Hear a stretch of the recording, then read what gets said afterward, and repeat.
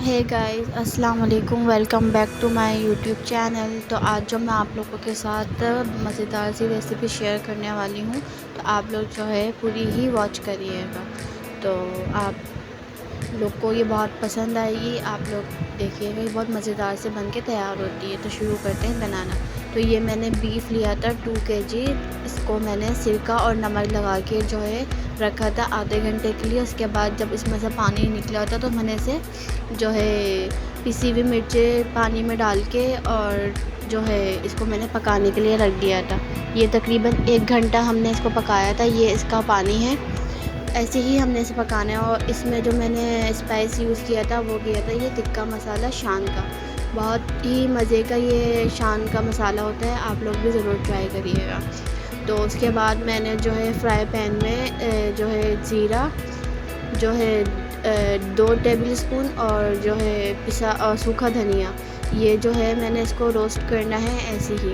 इसको हम जब इसको रोस्ट कर लेंगे तो फिर हम इसका पाउडर बना लेंगे। इसका पाउडर बनाने के बाद जो है ये हम जो है अलग से स्पाइस ऐड करेंगे अपने जो हम बनाने वाले हैं रेसिपी उसमें। इसके बाद जो है ये हमने इसको अच्छे से रोस्ट करना है। जब इसमें से खुशबू आना शुरू हो जाए और ज़ीरा और जो सूखा धनिया है वो जो है ब्राउन हो जाए तो वो हम उसका पाउडर बना लेंगे। उसके बाद जो है इसमें मैंने 1 कप दही लिया था, पूरा 1 कप। और इसमें फिर जो है मैंने लहसुन अदरक का पेस्ट ऐड किया था, जो धनिया पाउडर और जो मैंने बनाया था ज़ीरा और धनिया का पाउडर वो ऐड किया था। और शान का पूरा मैंने एक पूरा पैकेट डाल दिया था उसके अंदर। उसके बाद हम इसे अच्छे से मिक्स करेंगे। हर जो स्पाइसेस हम डालेंगे उसे अलग अलग हम इसमें जो है मिक्स करते रहेंगे। मिक्स करना जो है बहुत ज़रूरी है ताकि जो मसाले हैं एक साथ मिक्स हो जाएं इसमें। अब जो है हम इसमें ये सारे स्पाइसेस ऐड करेंगे और उसको हम जो है हल्के हाथों से जो है हम इसे एक एक बीफ की बोटी जो हमने पकाई थी वो हम उसे जो है उसमें लगाना शुरू करेंगे। ये इतनी बड़ी बड़ी हमने इतनी साइज़ की हमने लेनी है बोटियाँ। कुछ छोटी थी कुछ बड़ी थी। तो वो जो वाली जो रिकॉर्डिंग थी वो मैं कर नहीं सकी थी। जो मैंने सिरका और नमक लगा के गोश्त को मैरिनेट करने रखा था, उसके बाद जो मैंने गोश्त को जो है कच्चा पक्का हुए पका लिया था वो मैं रिकॉर्ड नहीं कर सकी थी, तो इसलिए मैंने आपको इसमें बता दिया है। इसके बाद हम जो है हर एक बोटी को जो है बहुत अच्छे से हमने इसमें मसाला लगाना है।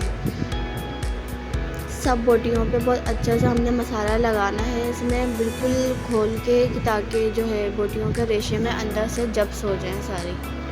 और इस तरह हमने एक एक बोटी पे हमने मसाला लगाना शुरू कर दिया था।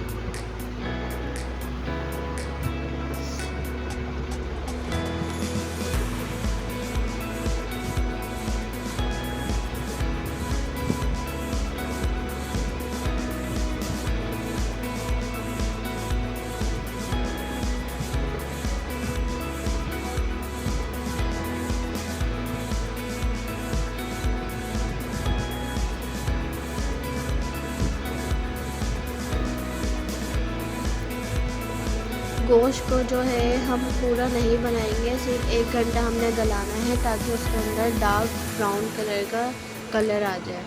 तो उतना ही पकाना है। इससे ज़्यादा पकाएंगे तो फिर हमने इसको स्टीम में हमें बाकी पकाना है। इसमें हमने ऑयल का बिल्कुल भी इस्तेमाल नहीं करना है क्योंकि ये है बीफ स्टीम रोस्ट। तो हम जो है स्टीमर में इसको बनाएंगे। तो जिनके पास स्टीमर नहीं है, जैसे मेरे पास भी स्टीमर अवेलेबल नहीं था, तो मैंने जो है चावल की जो छन्नी होती है उसमें इसको मैंने रोस्ट किया। तो वो जो प्रोसेस था पूरा मैं वो भी आप लोगों को अभी आगे शेयर करूँगी। इस तरह से पूरी बोटियों में मैंने ये मसाला लगा लिया था। उसके बाद जो है इसमें मैंने फिर एंड में 2 लीमू जो हैं वो मैंने इसमें डाले थे।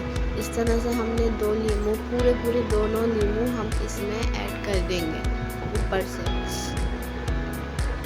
क्योंकि हम पहले ही ऑलरेडी जो है बीफ में सिरका लगा चुके थे। सिरका लगाने के बाद धोने के बाद जो उसके बाद हमने पकाया था।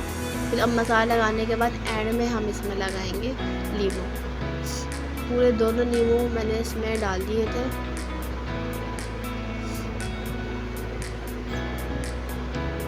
इसके बाद जो है नींबू डालने के बाद मैंने फ्राई पैन जो है, ये पतीली जो है फुल साइज़ की पतीली थी, ये मैंने हीट करने रख दिया था। जब ये हल्की सी हीट हुई थी, जो मैंने पानी आप लोगों को दिखाया था, जो इसमें हमारा गोश्त बना था, कच्चा पक्का हुआ था, उसमें वाला पानी फेंकेंगे नहीं, हम बिल्कुल भी नहीं वेस्ट करेंगे।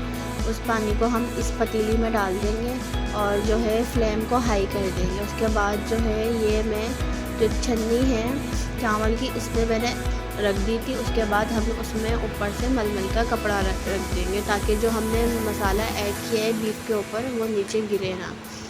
तो इसके बाद सारी बोटियों को हमने इसे सेटिंग से लगाना है कि सब पे हीट बराबर आए, और इसी तरह से हम इसे लगा लेंगे। एक एक बोटी को हमने प्रॉपर सही तरीके से रखनी है कि सब पे बराबर हीट आए, क्योंकि ये टोटल बनेगा ही स्टीम पे। तो हमने इस स्टीमर को हमने पूरे 2 घंटे पूरे 2 घंटे हमने इसे बनाना है, स्टीम देनी है, क्योंकि बीफ जो है पूरा प्रॉपर गलना चाहिए। तो इसी तरीके से हम इसे पूरा, और मैंने जो पूरा बाकी मसाला था वो इसके ऊपर ही रख दिया था, और ये जो है इसको हम फिर कवर करके रख देंगे। ये हमने कवर कर दिया और ये देखिए मज़ेदार सी प्लेट बनके तैयार हो गई। इतना डार्क कलर आया, जूसी बना है बहुत, ये स्पाइसी भी था। इसको हम रायते के साथ खाएंगे, चटनी के साथ खाएं, आप ऐसे रूखा खाएं या किसी की दावत में रखें, बहुत मज़ेदार सा ये बनकर तैयार होता है। अगर रेसिपी अच्छी लगे तो मेरा चैनल सब्सक्राइब और लाइक कमेंट ज़रूर करिएगा।